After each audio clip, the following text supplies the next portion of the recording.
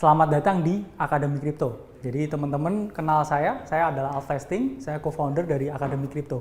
Jadi di kesempatan kali ini ya, saya akan menjelaskan ya mengenai teman-teman yang mau dapat cuan dan dapat keuntungan di market kripto.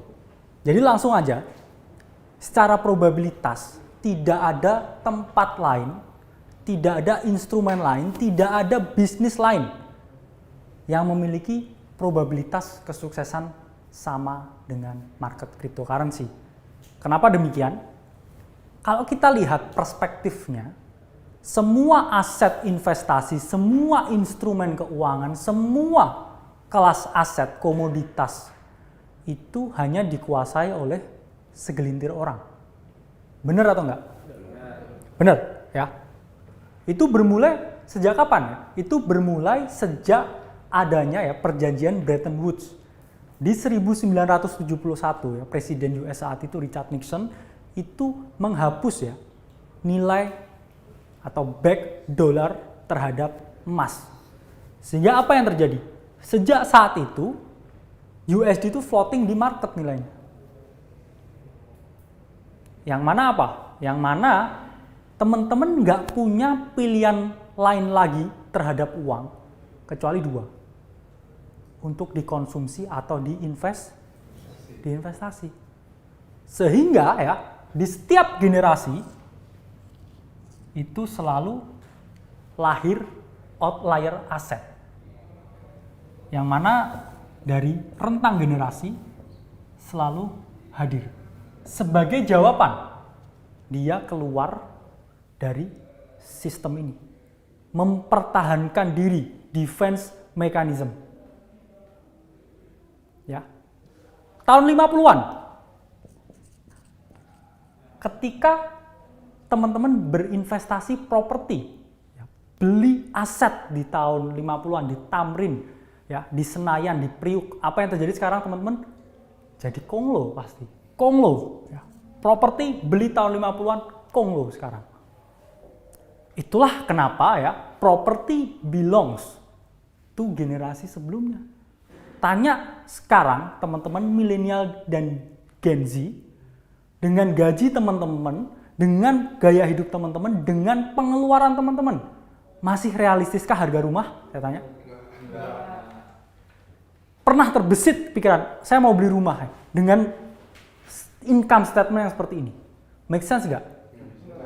Nggak. Sehingga kaya dari properti, yaitu mungkin eranya di Robert Kiyosaki mungkin. Ya kan? Era kita sudah berbeda. It belongs to them. Sehingga mereka yang ceiling beli properti, yaitu adalah ceiling the top. Karena ini udah game dari tahun 50-an. Properti ada sejak kapan? Dari 5.000 tahun yang lalu mungkin ya.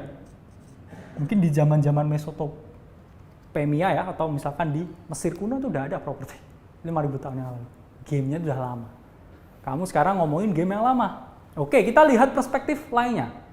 Saham. Ya.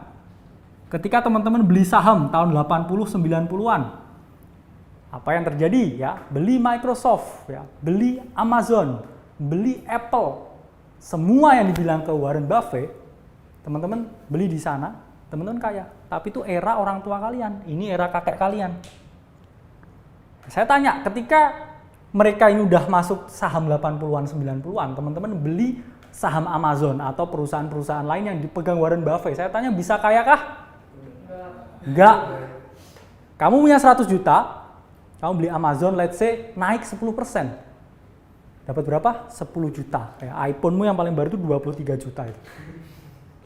Kamu mau kaya atau mau beli iPhone? Buat lifestyle, dan lain sebagainya. Enggak bisa. Saham, enggak bisa. Properti, enggak bisa. Ya. Sehingga lahirlah suatu ya outlier aset lagi. Saham ini outlier dari kapan? Ini 500 tahun yang lalu, bro. Ini 5.000 tahun yang lalu. Muncullah ya di 2010 kripto sebagai suatu kelas aset baru. Ya. Kemudian kripto ini ya,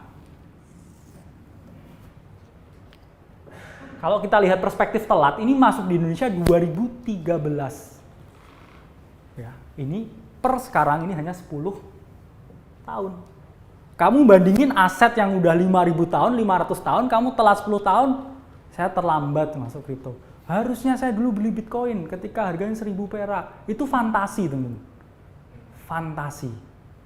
Dan inilah realitinya. Sehingga apa ya? Ketika teman-teman merasa telat, ya, berapa orang yang udah punya properti? Hampir semua orang, 100% mungkin manusia di bumi udah ada propertinya. Entah itu milik dia pribadi atau warisan. Saham, ya. Berapa indeks manajer yang udah masuk saham, reksadana pasar saham. Berapa dana pensiun yang dimasukkan ke saham? Banyak. Sementara di kripto, ya, based on data, itu masih 3% dari seluruh penduduk di muka bumi yang berinvestasi dan memiliki aset kripto. Sehingga ada time advantage, teman-teman, dibandingkan 97% lain makhluk di bumi. Yang mana mungkin properti udah dikuasain orang di tahun 50-an, ya. Saham dikuasain tahun 80-90-an. Udah jenuh, over kompetitif, ahli saham puluhan ribu di Indonesia. Ahli kripto berapa? Timothy itu cari saya tuh kesulitan ya. Sulit bertahun-tahun dia mencari yang bisa mengajarkan ini. Karena kalian cari di buku, itu nggak ada ilmunya. Sumbernya dari mana ini? 3%-nya? 3% dari Research Bank of International Settlement. 3%. It means kamu early sekali di sini. Beberapa puluh tahun ke depan kamu bisa ahli di field ini. Sama kayak dulu ada ahli properti sekarang. Udah konglo ya, ahli saham udah konglo. Kita ngomongin game jangka panjang, 20-30 tahun ke depan. Ya, sehingga teman-teman harus punya perspektif ya, yang bagus. Bahwa saya masih early di sini. Kalau kita lihat dari segi kapitalisasi pasar, bandingkanlah dengan saham. Semua Bitcoin yang beredar, ditambah semua altcoin, koin-koin semua yang ada di ekosistemnya dikumpulin, yang nggak kelihatan itu, semuanya. Itu kapitalisasi pasarnya kurang lebih 1 triliun dolar. Semua Bitcoin. Dan ekosistemnya. Lalu, saham dari Apple, ya, Apple Company, 3 triliun dolar. Semua ekosistem kripto kalau dibandingin dengan satu saham Apple itu 1/3, teman-teman. Ini cuma satu saham, teman-teman. Ini cuma satu saham. 1/3. Kalau teman-teman bandingkan dengan kapitalisasi pasar seluruh saham Amerika, 46 triliun. 1/46. Sehingga angka ini menunjukkan apa? Terdapat probabilitas sampai 46 kali teman-teman main di field ini dan teman-teman bakal berhasil. It's the number game. It's the number game. Sehingga teman-teman harus menyadari ya di sini ya. Semua aset di dunia itu tersentralisasi. BlackRock, Vanguard, State Street. 3 perusahaan itu seperti Cerberus saya bilang ya. Ya dia singa yang berkepala 3, yang dari neraka itu ya. Karena hampir 90% lebih saham teman-teman, Apple, jam tangan, semua dan lain-lain itu berasal atau dikontrol oleh perusahaan mereka. Jadi semua aset itu sifatnya tersentralisasi seperti ini teman-teman. Mungkin dia kelihatannya banyak pilihan, oh Apple, Samsung, aku tim Nokia, aku tim Android ya, aku tim Starbucks, aku tim Excelso dan lain sebagainya. Tim. Cuman ke satu orang. Illusion of choice. Sebenarnya kalian nggak punya pilihan. Banyak kelihatannya, tapi hanya ternyata milik beberapa orang. Sementara sistem terdesentral di kripto ya, ini adalah sistem di mana semua orang itu terlibat di dalamnya ya, saling membangun, kemudian saling bersinergi. Jadi uang, aset itu dikembalikan lagi ke komunitas. Sehingga teman-teman punya advantage yang lebih dibandingkan dengan teman-teman yang lain. Nah, kemudian muncul pertanyaan, saya terlambat membeli Bitcoin. Bitcoin, ingat fungsinya adalah store of value. Alat untuk mempertahankan kekayaan. Sehingga muncul pertanyaan, ketika saya belum kaya, apakah saya beli Bitcoin? Saya tanya, Bitcoin adalah alat untuk mempertahankan kekayaan. Kita belum kaya. Ya, mungkin Bro Timothy ya, beliau ini udah besar di saham portonya udah banyak. Sehingga masuk ke Bitcoin itu untuk mempertahankan kekayaannya. Kita belum kaya misalnya. Make sense kah saya masuk Bitcoin? Kita belum kaya, ini alat penyimpan kekayaan. No, it's not make sense. Sehingga kita membutuhkan sesuatu alternatif. Maka dari itu ya, di dalam ekosistem cryptocurrency ada sesuatu yang namanya altcoin, itu adalah alternative coins. Itulah kenapa nama saya Alvesting ya, saya alternative investing ya. Saya telat juga beli Bitcoin. Tapi ada opsi lain, yang mana Bitcoin ya, secara fungsi itu adalah store of value. Ya. Ini adalah store of value. Sementara altcoin ini adalah utility token. Kenapa saya bilang utility di sini? Ya, karena pada dasarnya altcoin itu adalah teknologi. Sifatnya teknologi apa? Cepat berubah, selalu ada perubahan, selalu ada pergolakan. Maka dari itu hanya 10% dari setiap cycle ya itu koin tetap. Di 2018 ya ada XRP, XLM, Doge, hanya itu yang bertahan. Lalu sisanya mana? Sisanya mati. Dia hanya beken di tahun 2018, dia turun dan nggak pernah kembali lagi. Karena apa? Di cycle baru ada teknologi baru. Ada teknologi yang bisa kirim ya sampai 100.000 transaksi per detik. Ada teknologi, dia berevolusi. Sementara Bitcoin sebagai suatu aset ini diam untuk dijadikan alat penyimpan kekayaan. Sehingga altcoins yang sifatnya sangat agresif, sangat fluktuatif, berarti kan ada money yang flow in to the ecosystem dari kripto ini. Yaitu dia masuk ke dalam altcoin karena ada sektor yang hot. Ya, BlackRock butuh RWA ya, kemudian Microsoft butuh AI. Itu semua di dalam jaringan blockchain ada pengembangnya. Thanks to Ethereum. Karena masuknya sistem smart contract, jadi semua itu bisa terintegrasi sehingga timbullah suatu yang namanya adalah kripto naratif. Naratif adalah lahir ketika smart money ya, ketika investor, ketika retail membutuhkan suatu sektor tertentu yang sedang dibutuhkan oleh masyarakat. Sehingga ya, dari utility token ini akan menghasilkan money in dan money out. Yang mana harus kamu seize the opportunity untuk memperoleh wealth.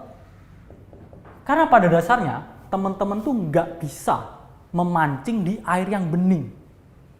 Teman-teman harus memancing di air yang keruh. Ini keruh airnya. Ini bening. Ini bening airnya. Ya. Jadi ini airnya sangat keruh. Tapi ketika teman-teman pengen dapat opportunity itu lahir ya ketika ada ya momen desperation. Same as COVID. Ya, orang mikir COVID is the end. Faktanya apa? 1 bilioner baru lahir setiap jam di dunia ketika ada COVID. Berarti kan ada proses transfer wealth. Ya, bagi orang yang merasa bahwa ini the end. Bagi some people, it's the new beginning. Ya, baru kamu ya capture the narrative. Dapat yang namanya wealth di altcoin. Apa yang kamu lakukan? Kamu udah kaya dari sini. Kamu alihkan ke Bitcoin as a store of value.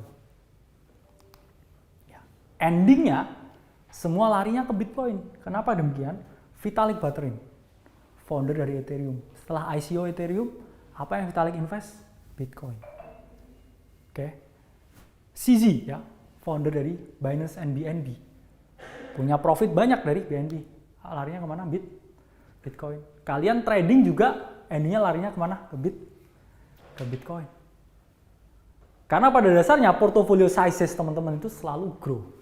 Nah, sama kayak ketika saya mulai, benar-benar mulai dengan $2.000.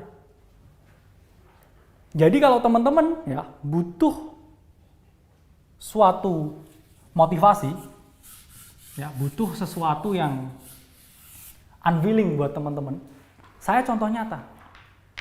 Saya hanya masuk kripto itu dengan benar-benar $2.000. Yang mana ya kurs saat itu kurang lebih 28 juta, 27 juta. Kurs sekarang mungkin di 30 juta. Dan itu berhasil ya, saya rubah ke $500.000. Dengan cara apa? Dengan cara yang sangat agresif. Sangat Spartan. Mengapa saya selalu bilang, teman-teman yang punya impian trading for living, it's impossible. Kecuali teman-teman punya dana liquid cash 3 miliar. Itu ada studinya. Atau 20 kali biaya hidup tahunan. Setahun misalkan 100 juta, berarti teman-teman harus punya cash sampai 2 miliar. Sehingga trading for living, it's not a game for beginner. Buat yang masih cari wealth, kalian harus kerja. Gedein portfolio sizes-nya. Jadi, ketika kalian masuk ke dalam market cryptocurrency itu benar-benar uang dingin, teman-teman. Uang yang siap hilang. Jangan, aduh saya besok bayar cicilan, cut loss. Aduh, besok saya harus bayar biaya kuliah. Ya udah ini lagi running profit. Saya close. Waduh, besok ternyata masih tinggi lagi ya. Itulah pentingnya uang dingin. Di level saya pun juga masih ada ya, fixed income. Jadi ketika kripto jadi nol, it's okay. Ya. Ketika kamu punya uang di bawah 100 juta, kamu harus menjadi super agresif. Dan kamu benar-benar harus one shoot, one kill. Kenapa saya bilang one shoot, one kill? Kalian punya uang banyak itu punya banyak peluru di sini ya. Salah berkali-kali nggak apa-apa. Peluru saya cuma satu ya, orangnya lari. Saya mau nggak mau harus tembak langsung kepalanya. Headshot. Ya. Makanya dari itu saya selalu jadi bajing loncat dari naratif tuh naratif. Jadi bajing loncat ya. Lompat ke sini ya, lompat ke sana, lompat ke sini, lompat ke sana. Dari setiap naratif tuh naratif tuh naratif, tuh naratif, tuh naratif. Loncat-loncat dari naratif. Sama ya, saya mengajarkan teman-teman untuk menjadi seorang kontrarian. Jangan jadi follower. Apa di sini maksudnya? Ya jadi follower itu ya ketika teman-teman ini udah tinggal cuma ngikut-ngikutin ya. Era Dogecoin, naratifnya apa? Meme coin. Dogecoin pump. Doge pumping ya dengan $1 billion market cap ya. Jadi misalkan di sini inisial yang Elon sampaikan ya di sini. Kalau saya ikut the follower, apa yang saya pikir ya? Saya punya $2.000, $1.000 itu benar-benar saya bisa resikokan di sini. $1.000 lagi ada di posisi lain. Dari $1.000 ini ketika saya ikut hype Dogecoin, let's say dia ke $1 ya, naik 30%. Dari $1.000 berapa 30%-nya? $300. 4,5 juta. Cukup nggak ini buat merubah hidup saya? Cukup nggak saya hold beberapa bulan? Naratifnya kripto cuma 2 tahun loh ya, cycle-nya. Naratif 2-3 bulan ya. Sehingga saya nggak berpikir, ketika saya jadi follower di titik ini, saya earns nothing. Saya nggak mau uang ini jadi nothing. Uang ini saya siap hilang. Apa yang saya lakukan? Saya jadi seorang kontrarian. Dari $1.000 ini, saya invest ala VC, ala venture capital. Jadi dari $1.000 ini saya bagi 10 ke protokol koin-koin yang mengusung naratif meme juga. Oke, dari sini saya invest $100. Kemana? Ke Shiba Inu. Ya. Jadi saya juga salah satu early investor di Shiba Inu. Ya. Ada $100 lagi. Saya investasikan kemana? Koin yang namanya Akita Inu. Ya, jorok-jorok ya namanya. Ada inu-inunya. Ya. Kemudian $100 lagi ke Dogelon. Ya. Ada koinnya. Terus $100 lagi ke koin yang namanya hook. Dari sini ya, ada 100 lain ya, 100 lain. Kemudian dari sini ada beberapa pun yang berhasil, saya udah jackpot. Invest ala visi. Jackpotnya gimana? Saya investasi Shiba Inu dari $100, 1,450 juta. Peaknya di Binance itu jadi 1,78 miliar. Dari 1,4 juta. Aset mana? Ya, saya tanya. Aset mana yang bisa memberikan return 17.000 kali? Ya. Kemudian saya masih ingat ya, di Akita Inu ya. Di Akita Inu saya invest ya. Semua documentednya ada saya. Dari transaksi ya screenshot, kemudian riwayat di Twitter, di Telegram, di Discord saya dulu. Oke, di sini saya juga 400 juta ya. Kemudian Dogelon 200-an juta. Jadi saya profit dari naratif ini 2 miliar lebih hanya dalam 3 bulan ya. 2 sampai 3 bulan dengan 30 juta aja. Terus yang lain-lain ketika 0 ya nggak masalah ya, 0. Ketawain aja. Saya jackpot di sini. Jadi saya buat terms research bukan analysis. Analysis itu cupu, orang cari-cari garis, orang FOMO, itu analysis. Kita di sini pakai research. Analysis berarti kita harus kumpulin data dulu. Olah data dulu, interpretasi data dulu, baru kita ngambil simpulan. Oke, jadi saya nggak FOMO beli Shiba ini, yang nggak ada yang nge-FOMOin. Saya analisa sendiri. Oke, saya punya $1.000, saya pecah. 1, 2, 3, 4, boom, lainnya 0 is oke. Sama juga dengan cara visi, Alameda Research. Invest ke 1.000 koin, cuman 1 yang jadi Solana. Dari Solana itu dia untung ya, puluhan ribu kali. Yang lain 0 ya, nggak masalah lah ya. It's part of the game. Sehingga teman-teman harus menyadari ya, losing juga part of the game. Tapi teman-teman harus menyadari ya, kalau teman-teman di sini pada dasarnya ketika portofolio less than 100 juta, kamu mau nggak mau harus jadi super agresif. Ya, saya bukan menyepelekan ya, misalkan uang 1 miliar ya, terlihat banyak di nominal. Saya coba teman-teman cek harga rumah, cek harga tanah, cek biaya nikah. 1 miliar itu nothing. Bener nggak? Bener kan? Itu faktanya. Sehingga teman-teman harus thinking off the box, jadi orang gila di sini. Karena market ini sentiment based, sangat tidak rasional, sangat irasional. Terus teman-teman mau pakai logika kah di sini? No. Ya, think like there is no box. Hingga saya selalu bilang, teman-teman bisa kayanya itu adalah dari ya berinvestasi, bukan trading ya. Banyak yang panik di grup trading setiap hari, bang ini masih masuk nggak bang, nggak bakal kaya bro. Kaya lu dari invest. Punya mindset kayak Buffett, tahu apa yang dibeli, punya keyakinan, punya conviction, baru dia masuk di situ. Sekontrarian ya, kalian harus masuk ketika naratif itu belum terjadi. Kalian jual ketika ini sudah seperti ini. Kayak gini yang buat kalian kaya. Kalau cuma tektokan di sini bang masuk entry, nggak bakal bro kaya. Gain berapa? 1%, 2% sehari, 2 hari, mau sampai berapa lama kalian gitu.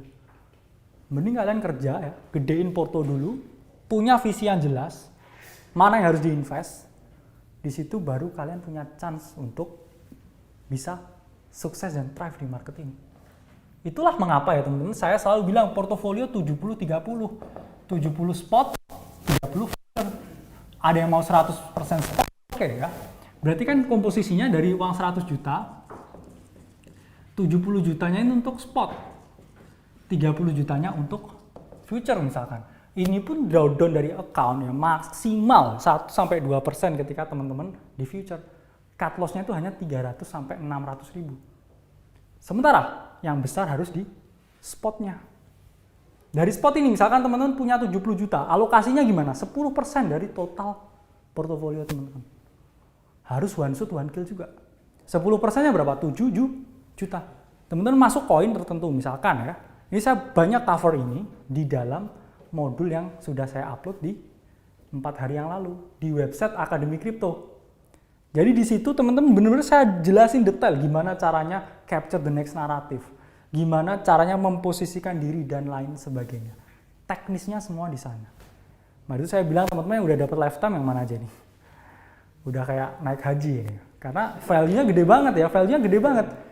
Ini kita masih banyak lagi development, banyak lagi buku, banyak lagi bot-bot yang akan kita deploy ya, banyak lagi ya news-news yang akan kita jadikan salah satu bahan pertimbangan di dalamnya. Jadi kita mengajarkan cara yang benar dari perspektif seperti ini.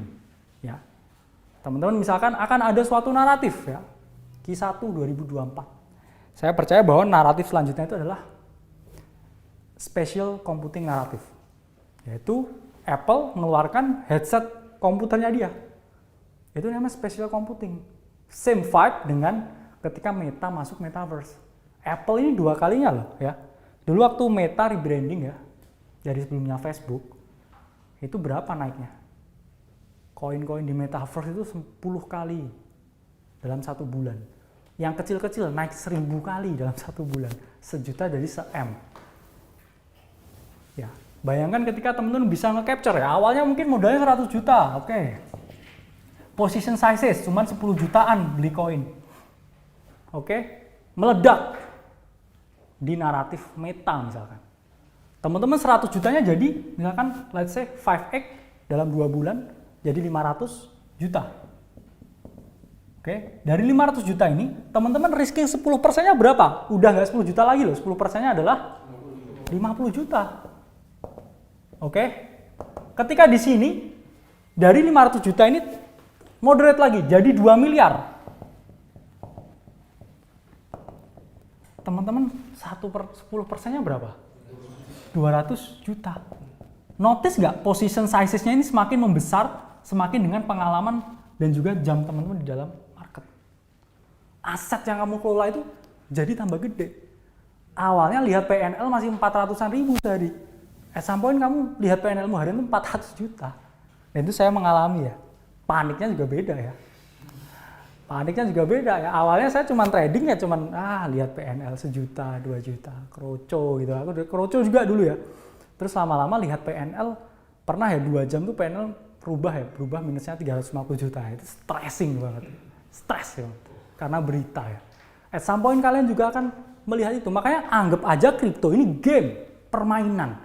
Jangan ada yang namanya mental accounting bias. Sama aja kan sering ya, mungkin ini pasti sering ya. Mental accounting bias itu terjadi ketika teman-teman bilang gini, saya profit 100 juta nih, bisa nih kalau buat jalan-jalan uangnya. Aduh, minus 50 juta nih. Tahu gitu tak tarik profitnya ya bisa buat beli sepatu, beli tas. Sering? Yeah. Itu mental accounting. Dan itu yang nggak boleh di dalam trading. Ya, anggap aja ini permainan. Ya duitmu apa ya? Duitmu dari gaji itu dong. Nah, ini permainan. Terus compounding terus ya, kayak bola salju yang terus membesar. Ya, kalian masih sangat early di sini.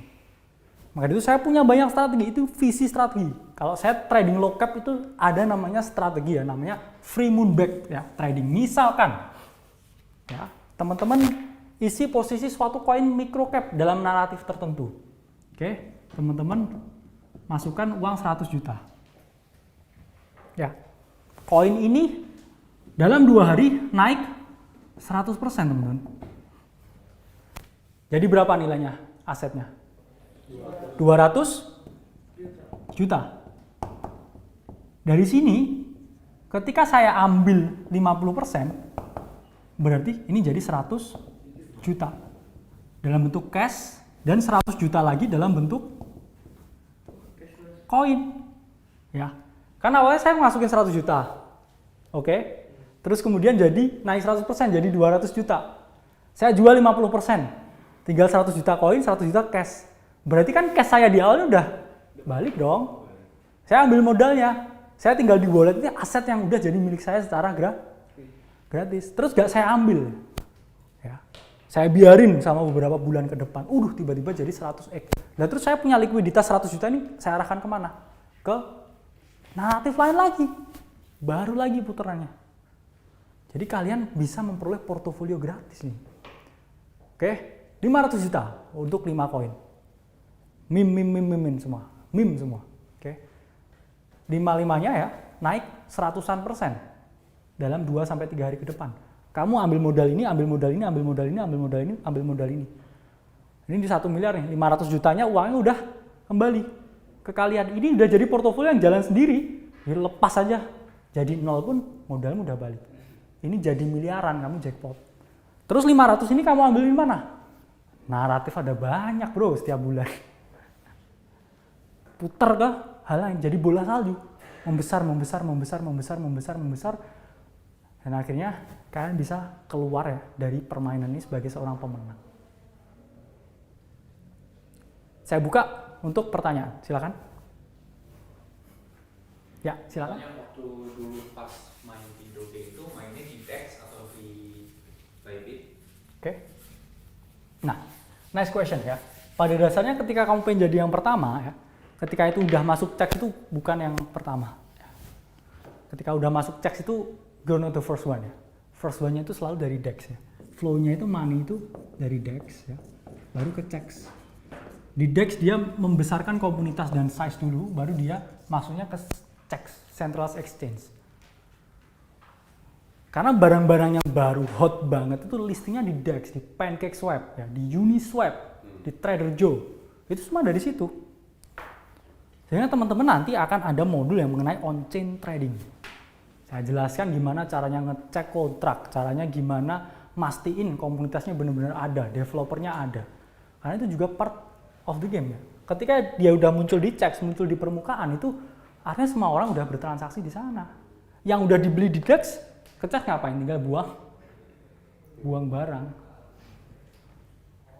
Ya. Tapi di peak bull market, apa-apa yang dimasuk checks itu juga tetap parabolik ya.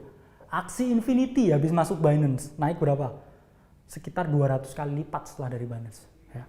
Kemudian Solana habis dari Binance pun tutup mata pun 2 bulanan itu hampir puluhan X juga. Itu setelah masuk Binance. Itu kita ngomongin peak bull market dan alt season. Peak itu di situ. Sehingga benar-benar teman-teman manifest uang yang masuk ke dalam protokol kripto. Teman-teman harus memposisikan diri yang tepat di situ. Pada dasarnya, saya juga jujur, banyak keberuntungan yang terjadi ketika saya flip the money. Tapi keberuntungan itu hadir ketika persiapan datang dengan kesempatan. Tujuan saya di sini mempersiapkan teman-teman. Ketika opportunity datang, teman-teman bisa seize the opportunity. Jangan ketika datang baru teman-teman belajar. Basah dulu, baru payungnya datang, baru jas hujannya datang. Kamu sekarang saya siapin payung. Nanti waktu hujan duitnya datang, kamu tuh udah bisa take the advantage ya. Nadain airnya, nadain likuiditasnya. Nadain duitnya, prepare dulu. Itulah mengapa pentingnya investasi di edukasi. Kenapa? Kamu mau beli bertahun-tahun ya, pengalaman saya ini yang sudah saya percobaan trial dan error ya, atau kamu tinggal copy sistem yang saya punya yang sudah proven ya. Saya juga masuk di Discord Akademi Kripto ya, baru 2 minggu ya, teman-teman lihat semua testingnya di situ. Itu adalah proven system yang sudah saya ajarkan di murid global. Nggak harus semuanya trading future juga, spot is the key, is the king. Nah, banyak ya yang degenerate itu sensasinya sama seperti judi. Karena ternyata ada ya teman-teman datanya dan juga penelitiannya bahwa lihat PNL merah dan hijau itu sensasinya sama kayak teman-teman main di kasino. Dan bayangkan ketika setiap hari mantengin itu, teman-teman jadi addict banget. Serasa ingin di-trade terus, serasa ingin lihat PNL terus. Itu penyakit.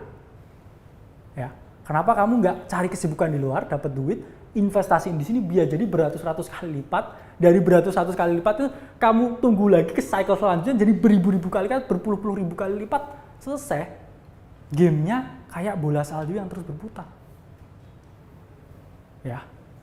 Jadi jangan langsung mental accounting. Aduh, enak nih ditarik profitnya buat beli ini tuh. Tahan. Frugal dulu. Struggle dulu. Baru teman-teman bisa raih hasil yang teman-teman inginkan. Ya, silakan selanjutnya. Ayo, silakan. Sorry.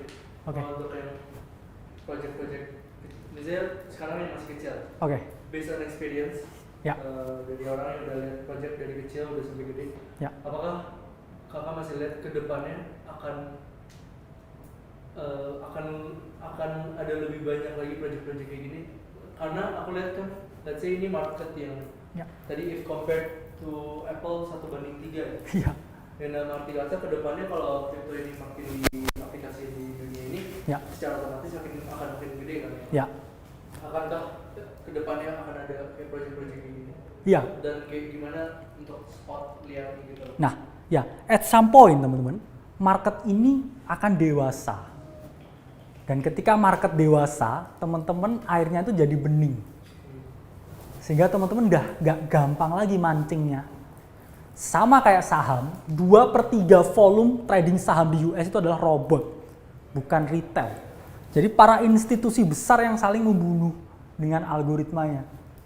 Ya, BlackRock punya Aladdin ya. Kemudian Bridgewater punya Ray Dalio juga punya trading algo sendiri. Teman-teman lawannya robot akhirnya. Ketika market ini sudah sangat efisien, market cap-nya udah gede, udah nggak gampang digerakin, udah nggak ada yang FOMO, itu semua cuma robot.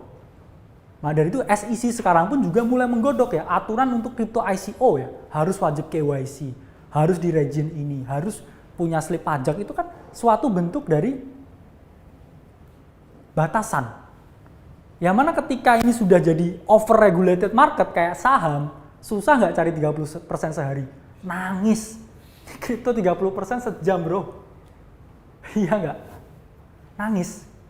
Karena udah nggak bisa lagi memancing di air yang keruh. Maksimalkan air yang keruh ini. Untuk kamu take advantage buat kamu menggelindingkan bola salju yang lebih besar. Oke, next question. Maybe last one. Ada? Ya. Menurut lo tentang ETF gimana? Nah, pada dasarnya ETF itu ingin ya men-take kripto ke next level lagi. Ya. Maka dari itu kita lihat berbagai komoditas seperti gold setelah ETF-nya di-approve itu langsung parabolik. Kenapa? Karena aksesnya itu kerannya dibuka ke seluruh masyarakat. Sekarang belum ada reksadana kripto kan? Reksadana pasar uang, reksadana pasar saham ya. Reksadana obligasi. At some point reksadana kripto itu bisa dibeli oleh orang yang pensiunan dari Jiwasraya. Gimana bayangin teman-teman? Exposure teman-teman sebelum itu terjadi aku udah invest Bitcoin dari dulu. Berarti ETF ini bakal bikin keruh ini jadi bening juga, cuma kita masuk dulu. Kita masuk duluan. Nggak ada waktu yang lebih baik selain detik ini juga. Kenapa detik ini juga? Saya 2024 tuh kita akan bullish. 1, ETF mungkin di approval. 2, Q1 itu selalu bullish outlook-nya. Terus apa lagi? Bitcoin halving Mei 2024. Terus juga Apple juga masukkan kripto ke ekosistemnya. Positioning kita itu udah cukup lumayan bagus. Tinggal kita emosi nggak dan siap nggak mengeksekusinya di saat yang tepat. Itu pertanyaannya. Saya cuma nyiapin kalian jadi eksekutornya. Yang pegang pistolnya juga tetap kalian. Yang berani ngeksekusi juga kalian kan. Itu uang kalian sendiri. Kita bukan pengelola dana. Kita siapin kalian jadi algojo. Yang nembak rusanya juga tetap kalian. Pakai tangan kalian sendiri. Nah, inilah pentingnya ya. Saya share edukasi ini. Karena daripada kalian drawdown bertahun-tahun ini pun nggak bisa kebeli bro. Timingnya nggak bisa kebeli. Mending berinvestasi kepada apa yang kami sampaikan daripada teman-teman trial and error sendiri. Karena itu akan menjadi lebih mahal. Waktu nggak bisa dibeli. Uang bisa beli edukasi, tapi waktu nggak akan pernah kembali. Ya, itu aset yang paling berharga. Information. Kita ada di era informasi, bukan lagi di era barang dan jasa. Kita hidup di era informasi. Apa yang terjadi di sosmed setiap hari? Pertukaran informasi. Informasi, data. Itulah yang terjadi saat ini. Jadi ketika teman-teman pengen jadi pemenang ya, kuasai informasi. Bahkan ya berita eksklusif ya seperti Wall Street Journal ya, The Washington Post dan lain sebagainya itu sampai 7 juta pelanggan setiap bulan yang subscribe ke koran berbayarnya dia. Betapa orang-orang smart money ini sangat haus dengan informasi. Sehingga kita juga harus take action, berinvestasi pada pendidikan. Tujuannya akademi ini adalah melahirkan trader yang mandiri, bukan disuapin terus. Kalian nanti yang jadi gantiin saya. Itu adalah visi kami. Nah dari itu kita buat event ya tanggal 29 Oktober di Holy Wing Senayan. Jadi member cuman perlu bayar 70.000. Ya, itu kalian dapat makan buffet di sana ya. Itu pasti nilainya 70.000 lebih ya di Holy Wing ya, buffet. Dan itu ada 3 tokoh kripto terbesar di Indonesia. Salah satunya Pak Oscar Darmawan dari foundernya Indodax. Dan itu nanti saya akan bootcamp seperti ini selama 4 jam di sana, teman-teman bawa laptop 70.000 buat setengah hari ya. Dikasih makan. Jadi itu anggap aja itu cuman kopinya aja lebih dari 70.000 ya. Teman-teman dapat makan, dapat minum. Dan di sana kita akan launching buku pertama Akademi Kripto berbahasa Indonesia, 200 lebih halaman yang bakal nge-cover semua ini dalam bentuk tulisan dan berbagai yang belum disampaikan di sini. Pertama kali. Terus cuma buat member atau? Dapat advantage lebih dulu di awal.